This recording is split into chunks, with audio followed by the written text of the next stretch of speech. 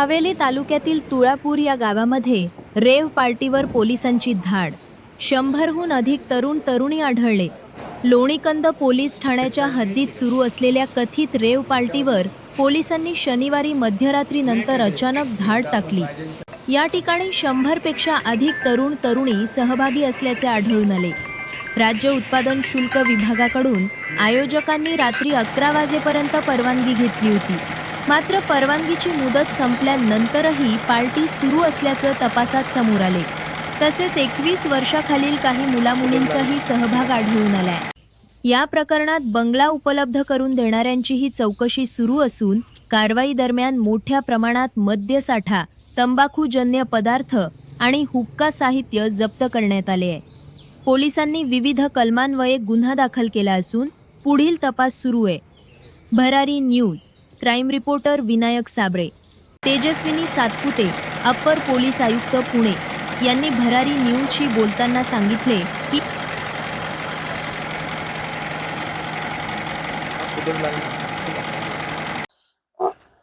Madam खरं काय कारवाई झाली? लोणीकंद पोलीस स्टेशनच्या हद्दीमध्ये तुळापूर परिसरामध्ये इथं एक मध्यरात्री एक पार्टी सुरू आहे आणि ती परमिशन शिवाय आहे, अवैध पद्धतीने आहे अशी माहिती पोलिसांना मिळाली होती.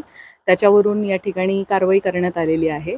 इथे अशा पद्धतीच्या कारवाईच्या दरम्यान परिस्थिती होती की 100हून अधिक मुलं मुली आणि इथले सगळे ऑर्गनायझर्स या ठिकाणी होते.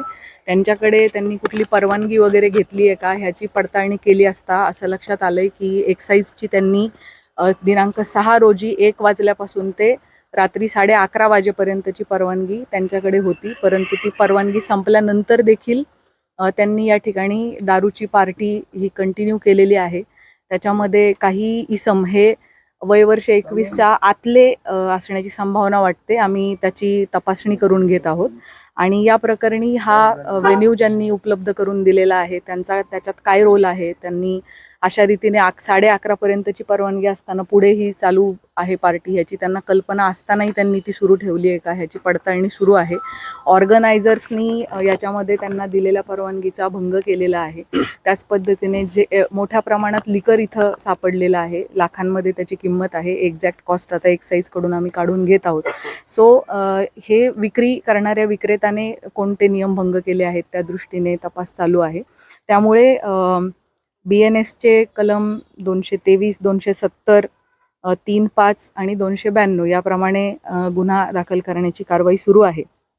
त्याच पद्धतीने महाराष्ट्र प्रोहिबिशन ॲक्टचे देखील अनेक गोष्टींचं उल्लंघन झाल्यामुळे आपली प्रोहिबिशन ॲक्टप्रमाणे कारवाई चालू आहे. महाराष्ट्र पोलीस ॲक्टप्रमाणे 33 रेड विथ 131 प्रमाणे गुन्हा दाखल होत आहे. तंबाखूजन्य पदार्थ यामध्ये सापडलेले आहेत आणि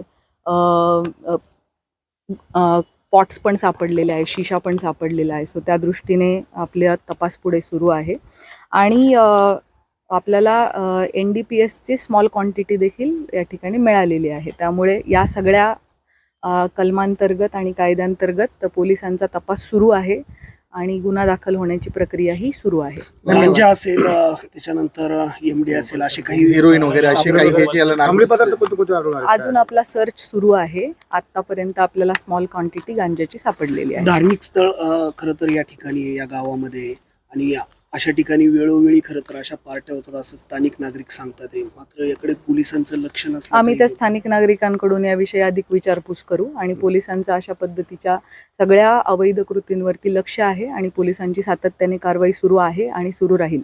तरुण तरुणी किती होते याच्यामध्ये सहभागी आणि आयोजकाला ताब्यात घेतलंय का आणि त्याचबरोबर हा बंगला कुणाचा होता, त्यांच्यावर काही गुन्हा दाखल करण्यात येणार आहे का? मी सुरुवातीलाच सांगितलं त्याप्रमाणे या सगळ्या गोष्टींची पडताळणी सुरू आहे आणि जे या गोष्टीसाठी जबाबदार आहेत त्यांच्यावरती कारवाई करण्यात येईल. 100पेक्षा जास्त तरुण तरुणी होते, मात्र हे पूर्ण आले होते संपूर्ण महाराष्ट्रातून आले होते, महाराष्ट्रात त्याचा सध्या आपला तपास सुरू आहे. Thank you so much.